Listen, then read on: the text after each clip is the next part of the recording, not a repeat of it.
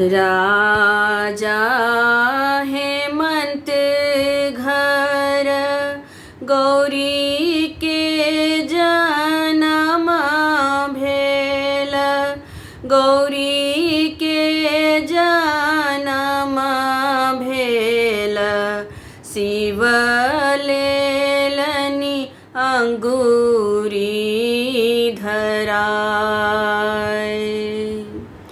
शिव लेलनि अंगूरी धराय। राजा हेमंत घर गौरी के जन्म भेल। गौरी के जन्म भेल। शिव लेलनि अंगूरी धराय। शिव लेलनि अंगूरी धराय। बसहा के पीठ शिव बसहा के पीठ शिव डोलिया फनेलखिन। डोलिया फनेलखिन।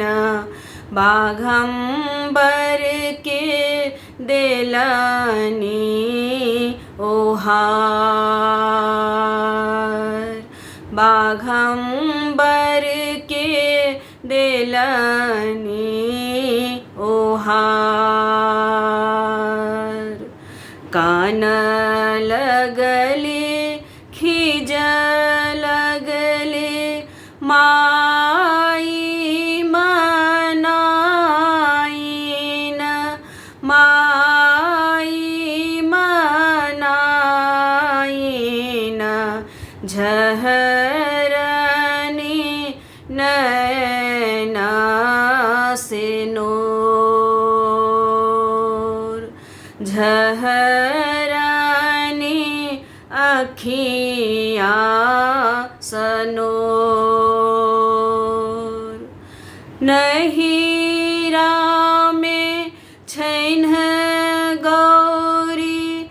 नहिरा में छैन्ह गौरीक महल अटरिया।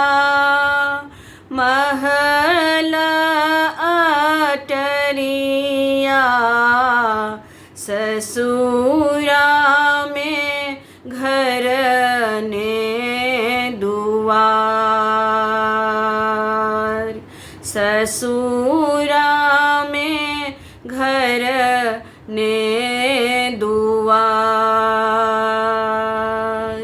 मिली लिया जुली लिया सखी है सहेलिया।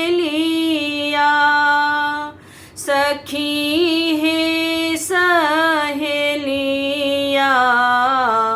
गौरियाब जाए छथि ससुरार। गौरियाब जाए छथि ससुरार। नहिरा में छथि गौरी। नहिरा में छथि गौरी। बर रे सहलोला। बर रे सहलोला। ससुरा में कुल ने परिवार। ससुरा में कुल ने परिवार।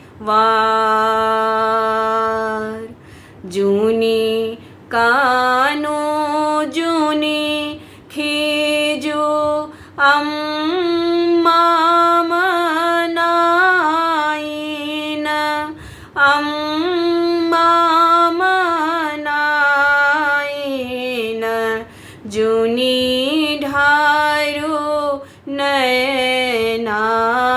सनोर जुनी ढारू नयना सनोर जिन काल माए हम बरतप केलाऊं बरतप केलाऊं से अइला द्वार